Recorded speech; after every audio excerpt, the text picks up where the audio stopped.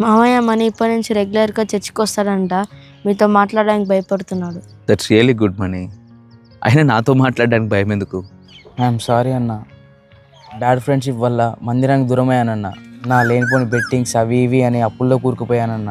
నా దగ్గర డబ్బులు ఉన్నప్పుడు నాతో ఉన్న ఫ్రెండ్స్ ఇప్పుడు ఎవ్వరు లేరన్న. నీకు ఆ దేవుడే దిక్కన్నారన్న. నాకు అదే నిజం అనిపించి మళ్ళీ దేవుడి దగ్గరికి వచ్చానన్న. Prevention is better then cure అని ఇంగ్లీష్లో ఒక సామెత ఉంటుంది.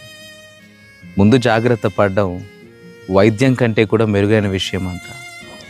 చాలా సందర్భాలలో దేవుడి నుంచి ఎడబాసేటప్పుడు మనకి స్వాతంత్రం దొరుకుతున్నట్లుగా, స్వేచ్ఛ దొరుకుతున్నట్లుగా అనిపిస్తుంది.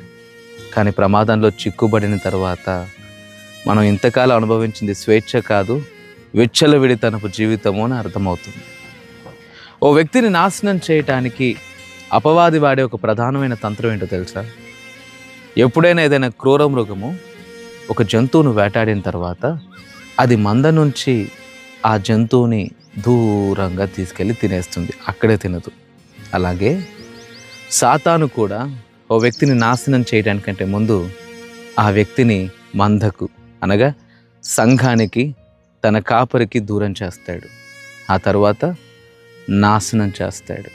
మనం ఎందుకు అనుదినం మానక భక్తి చేయాలి, ఎందుకు అన్ని వేళలా విధేయత కలిగి ఉండాలి అని అంటే, శ్రమ తెచ్చుకున్న తరువాత దాంట్లోంచి బయటపడేయమని దేవుణ్ణి అడగడానికంటే ముందు ఆ శ్రమకు ద్వారమైన పాపం మన జీవితంలో జరగకుండా భక్తి చేయడం ఎంతో మెరుగు.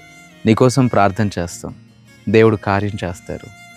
ఇకనైనా భక్తి కలిగి ఉంటాం.